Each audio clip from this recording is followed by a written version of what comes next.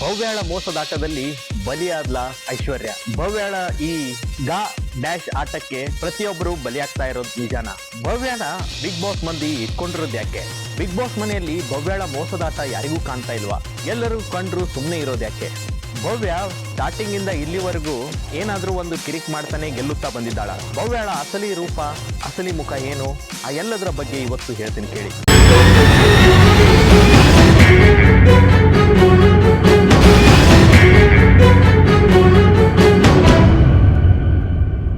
Hi ಸ್ನೇಹಿತರೆ, ಹೇಗಿದ್ದೀರಿ? ನೀವೆಲ್ಲರೂ ಆರಾಮಾಗಿದ್ದೀರಿ ಅನ್ಕೊಂತೀನಿ.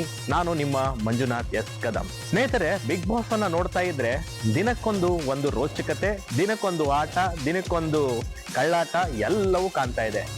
ನೀವು ನೋಡಿ, ಬಿಗ್ ಬಾಸ್ ಅನ್ನ ನೋಡ್ತಾ ಇದ್ರೆ ಇನ್ನೇನು 100 ದಿನ ಆಗಕ್ಕೆ ಬಂದೇ ಬಿಡ್ತು. ನೋಡ್ತಾ 3 ತಿಂಗಳು ಯಾವ ರೀತಿ ಕಳೆದು ಹೋಯ್ತು ಅಂತ ಗೊತ್ತಾಗ್ತಾ ಇಲ್ಲ. ಆದ್ರೆ ಬಿಗ್ ಬಾಸ್ ಆಟದಲ್ಲಿ ನೋಡ್ತಾ ಇದ್ರೆ, ಈ ಭವ್ಯನ ನೋಡ್ತಾ ಇದ್ರೆ ಎಂಥವ್ರಿಗೂ ಉರಿದೇ ಇರಲ್ಲ. ಈ ಭವ್ಯ ಗೌಡ, ಆಕೆ ಆಟ ನೋಡಿದ್ದೀರಾ?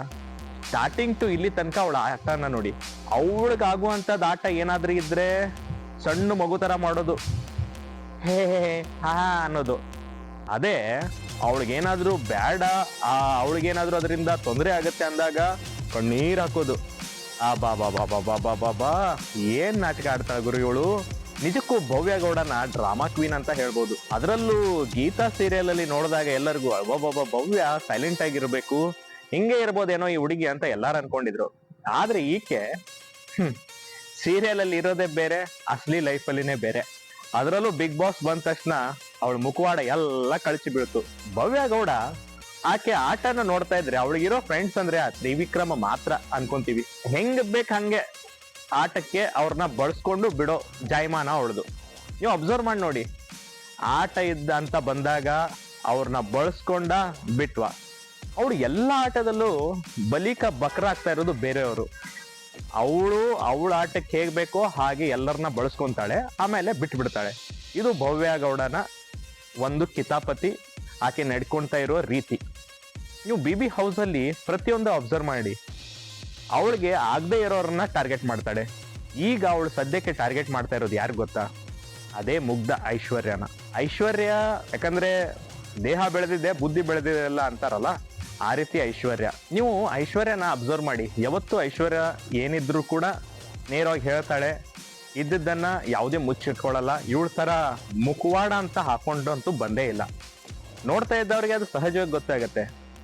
ಆದ್ರೆ ಈ ಭವ್ಯ ಗೌಡ ಪದೇ ಪದೇ ಐಶ್ವರ್ಯನ ನಾಮಿನೇಟ್ ಮಾಡೋದು ಯಾಕೆ? ಆಕೆ ಹೆಸರು ತಗೊಳ್ಕೊಳ್ಳೋದು ಯಾಕೆ? ಇಲ್ಲೂ ಒಂದು ಲೆಕ್ಕಾಚಾರ ಇದೆ. ನೀವು ಡೇ 1 ಇಂದ ಬಿಗ್ ಬಾಸ್ ಅನ್ನ ನೋಡ್ತಾ ಬಂದಿದ್ರೆ ಅಲ್ಲಿ ಭವ್ಯ ಗೌಡನ ಮನಸ್ಸಲ್ಲಿ ಎಷ್ಟು ಕೊಳಕು ತುಂಬಿದೆ, ಎಷ್ಟು ಅವಳ ಮೆಂಟಾಲಿಟಿ ಅನ್ನೋದು ಇಲ್ಲಿ ಸ್ಪಷ್ಟವಾಗಿ ಗೊತ್ತಾಗ್ಬಿಡುತ್ತೆ. ಪದೇ ಪದೇ ಐಶ್ವರ್ಯನ ನಾಮಿನೇಟ್ ಮಾಡೋದು, ಆಕೆಯನ್ನೇ ಟಾರ್ಗೆಟ್ ಮಾಡೋದು. ಎಲ್ಲಿವರೆಗೂ ಅಂದ್ರೆ ನಿನ್ನೆ ಕಿಚ್ಚ ಸುದೀಪ್ ಕೇಳ್ತಾರೆ, ಯಾರಿಗೆ ನೀವು ಸ್ಟಾರ್ ಕೊಡ್ತೀರಾ, ಬ್ಲ್ಯಾಕ್ ಸ್ಟಾರ್ ಯಾರಿಗೆ ಕೊಡ್ತೀರಿ ಅಂತ ಕೇಳಿದ್ರೆ ಹೋಗಿ ಐಶ್ವರ್ಯನೇ ಕೊಡ್ತಾಳೆ. ರೀಸನ್ ಏನ್ ಕೊಟ್ಟು? ಸಿಲ್ಲಿ ರೀಸನ್. ಕಿಚ್ಚ ಸುದೀಪ್ ಕೂಡ ಅವಳನ್ನ ರೀಸನ್ ಕೊಡಿ, ಒಂದು ತೂಕವಾದ ರೀಸನ್ ಕೊಡಿ ಅಂತ ಹೇಳಿದ್ರು. ಆಗ ಕಣ್ಣೀರ್ ಹಾಕ್ತಾಳೆ. ಕ್ಯಾಪ್ಟನ್ಸಿ ಹೆಂಗ್ ಗೆದ್ಲು? ಯಾರ್ದೋ ಬಾಲ್ ಅನ್ನ ತಗೊಂಡ್ ಬಂದು ತಾನ್ ಹಾಕಿ ಸತತವಾಗಿ 3ನೇ ಬಾರಿ ಕ್ಯಾಪ್ಟನ್ ಆಗ್ತಾಳಂದ್ರೆ ಲಕ್ ಬೈ ಚಾನ್ಸ್ ಅಂತಿರೋ ಅಥವಾ ಆಕೆಗ್ ಬಂದದ ಅವಕಾಶನೋ? ಯಾಕೆ ಮಾತಾಡ್ಲಿಲ್ಲ? ಅಲ್ಲಿ ರಜತ್ ನೋಡಿದ್ದ, ಚೈತ್ರ ನೋಡಿದ್ಲು, ಆದ್ರೂ ನೋಡಿಯೋ ಮೂಕ ಕುರುಡ್ರಾದ್ರಲ್ಲ ಇವರು. ಕಣ್ಣಿದ್ದು ನೋಡಿ ಸುಮ್ನಾದ್ರಲ್ಲ ಯಾಕೆ? ಇದು ಬಿಗ್ ಬಾಸ್ ನಲ್ಲಿ ನಡೀತಾ ಇರುವ ಒಂದು ವಿಚಿತ್ರ ಕರಾಮತ್ತು, ಮತ್ತೆ ಇಲ್ಲಿ ನಡೀತಾ ಇರುವ ಗೇಮ್ ಪ್ಲಾನಿಂಗ್. ಇನ್ನೊಂದು ವಿಷಯಕ್ಕೆ ಬರ್ತೀನಿ. ಹಾಗಾದ್ರೆ ಇವತ್ತು ಸಂಡೇ ಎಪಿಸೋಡ್ ಅಲ್ಲಿ ಯಾರು ಔಟ್ ಆದ್ರು? ನಿನ್ನೆ ಅಂತೂ ಶನಿವಾರ ಎಪಿಸೋಡ್ ಅಲ್ಲಿ ಬಚಾವಾಗಿದ್ದು ನೀವು ನೋಡಿದಿರಿ. ನಾಮಿನೇಟ್ ಆದವರಲ್ಲಿ ಧನರಾಜು ಮತ್ತೆ ಹನುಮಂತನ ಸೇಫ್ ಆಗಿದ್ದಾರೆ. ಇನ್ನು ಉಳಿದವ್ರು ಯಾರು? ಮಂಜು, ಗೌತಮಿ ಜಾಧವ್, ಜೊತೆಗೆ ಇನ್ನು ವಿಕ್ರಮು, ಐಶ್ವರ್ಯ, ಚೈತ್ರ. ಆದ್ರೆ ಒಂದು ಮೂಲದ ಪ್ರಕಾರ ವಿಕ್ರಮು, ಚೈತ್ರ, ಗೌತಮಿ, ಮಂಜು ಸೇಫ್ ಆಗಿದ್ದಾರೆ ಅಂತ ಹೇಳಲಾಗ್ತಾ ಇದೆ. ಜೊತೆಗೆ ಇಲ್ಲಿ ನೇರವಾಗಿ ಈ ನಾಮಿನೇಟ್ ಆಗಿರುವಂತಹ ಭವ್ಯ ಗೌಡ ಐಶ್ವರ್ಯನನ್ನ ನಾಮಿನೇಟ್ ಮಾಡಿದ್ಲು. ಆ ನಾಮಿನೇಟ್ ಪ್ರಕಾರ ಈ ವಾರ ಹೋಗ್ತಾ ಇರೋದು ಐಶ್ವರ್ಯ ಅಂತ ಹೇಳಲಾಗ್ತಾ ಇದೆ. ನೋಡಿ, ಇಲ್ಲಿ ಐಶ್ವರ್ಯ ಯಾವುದೋ ಒಂದು ಕಾರಣಕ್ಕೆ ಭವ್ಯನ ಕುತಂತ್ರಕ್ಕೆ ಬಕರ ಆಗಿದ್ದಂತೂ 100% ನಿಜ. ನೀವು ಯಾಕೆ ಇವಳ ಭವ್ಯನ ಇಟ್ಕೊಂಡಿದ್ದೀರಾ ಅನ್ನೋದು ಗೊತ್ತಾಗ್ತಾ ಇಲ್ಲ. ಏನ್ ಆಟ ಆಡ್ತಾಳಪ್ಪ ಅವಳು? ಅಬ್ಬಬ್ಬ ಅಂದ್ರೆ ಅಲ್ಲಿ ಬಂದಾಗ ಒಂದು ರೀತಿಯ ಒಂದು ನಾಟಕೀಯತೆ, ಅದನ್ನ ಬಿಟ್ರೆ ಆ ಸೋಂಗ್ ಹಾಕೋದಂತಾರಲ್ಲ ಆ ರೀತಿ ಮಾಡ್ತಾಳೆ. ಮಗು ತರ ಆಡ್ತಾ ಇರೋದು ನಾಟಕೀಯತೆ, ಕಣ್ಣೀರ್ ಹಾಕ್ತಾ ಇರೋದು ನಾಟಕೀಯತೆ. ಆದ್ರೂ ನೀವು ಇಟ್ಕೊಂಡಿದ್ದೀರಾ ಬಿಗ್ ಬಾಸ್ ಹೌಸ್ ಅಲ್ಲಿ ಅವಳನ್ನ ಉಳಿಸ್ತಾ ಇರೋದು ಯಾರು, ಅಥವಾ ಜನ ಉಳಿಸ್ತಾ ಇದಾರೋ, ಅಥವಾ ಕಲರ್ಸ್ ಕನ್ನಡದವ್ರನ್ನೇ ಅವಳನ್ನ ಉಳಿಸ್ಕೊಂತಾ ಇದಾರೋ? ಯಾಕಂದ್ರೆ ಅವಳು ಗೀತಾ ಸೀರಿಯಲ್ ಇಂದ ಬಂದಾಗ ಕಲರ್ಸ್ ಟೀಮ್ದವಳಲ್ವಾ, ಬೇರೆಯವ್ರು ಅಲ್ಲ. ಹಾಗಾಗಿ ಅವಳನ್ನ ಉಳಿಸ್ಕೊಂತಿರ್ಬೋದು ಅನ್ನೋ ಒಂದು ಲೆಕ್ಕಾಚಾರ ಕೂಡ ಇದೆ. ಆದ್ರೆ ನೋಡ್ಬೇಕು ಏನಾಗತ್ತೆ, ಅವಳನ್ನ ಎಷ್ಟು ದಿನ ಉಳಿಸ್ತಾ ಇದ್ದಾರೆ, ಜನನೂ ಉಳಿಸ್ತಾ ಇದಾರೋ ಅಥವಾ ಬಿಗ್ ಬಾಸ್ ಟೀಮ್ ಅವರೇ ಉಳಿಸ್ತಾ ಇದಾರೋ ಗೊತ್ತಿಲ್ಲ. ಆದ್ರೆ ಸದ್ಯಕ್ಕಂತೂ ಒಂದು ಲೆಕ್ಕಾಚಾರದ ಪ್ರಕಾರ ಕೊನೆ ಹಂತದಲ್ಲಿ ಇವತ್ತು ಸಂಡೇ ಎಪಿಸೋಡ್ ಅಲ್ಲಿ ಇನ್ನೇನು ಪ್ರಸಾರ ಆಗಬೇಕು, ಆ ಎಪಿಸೋಡ್ ಅಲ್ಲಿ ಕೊನೆ ಮೂಮೆಂಟ್ ಅಲ್ಲಿ ಚೈತ್ರ ಮತ್ತು ಇವರು ಯಾರು ಐಶ್ವರ್ಯ ಬಂದು ಉಳಿತಾರೆ. ಅದರಲ್ಲಿ ಚೈತ್ರ ಮತ್ತೆ ಐಶ್ವರ್ಯ ಇಬ್ರಿಗೂ ಒಂದೇ ತರ ವೋಟಿಂಗ್ ಬಂದಿರೋದ್ರಿಂದ ಈಗ ಬಿಗ್ ಬಾಸ್ ಟೀಮ್ ಏನ್ ಮಾಡ್ಬೋದು ಅಂದ್ರೆ TRP ಅನ್ನ ಲೆಕ್ಕಾಚಾರಕ್ಕೆ ಇಟ್ಕೋಬಹುದು.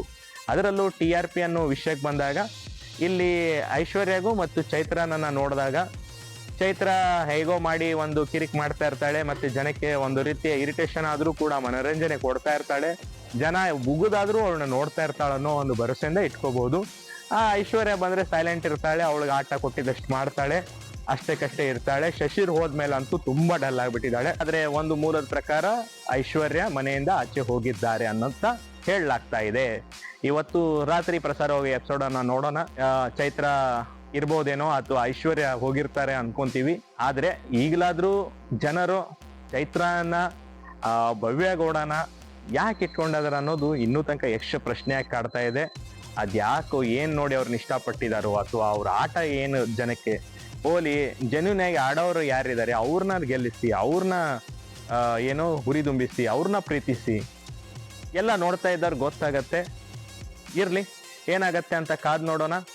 ಇವತ್ತಿನ ಈ ಮಾಹಿತಿ ನಿಮ್ಗೆಲ್ಲ ಹೇಗನ್ಸಿತ್ತಂತ ದಯವಿಟ್ಟು ಕದಂ ಫಸ್ಟ್ ನ್ಯೂಸ್ಗೆ ಕಮೆಂಟ್ ಮಾಡಿ, ಲೈಕ್ ಮಾಡಿ, ಶೇರ್ ಮಾಡಿ, ಫೇಸ್ಬುಕ್ ಅಲ್ಲಿ ನೋಡ್ತಾ ಇದ್ರೆ ಫಾಲೋ ಮಾಡಿ ಅಂತ ಹೇಳ್ತಾ ಈ ಎಪಿಸೋಡ್ ಮುಗಿಸ್ತಾ ಇದ್ದೀನಿ. ಮತ್ತೆ ಇಂಥದೇ ಟಾಪಿಕ್ ಒಂದಿಗೆ ನಿಮ್ಮೊಂದಿಗೆ ಭೇಟಿ ಆಗ್ತೀನಿ. ಅಲ್ಲಿವರೆಗೆ ನೋಡ್ತಾ ಇರಿ ಕದಂ ಫಸ್ಟ್ ನ್ಯೂಸ್. ನಮಸ್ಕಾರ.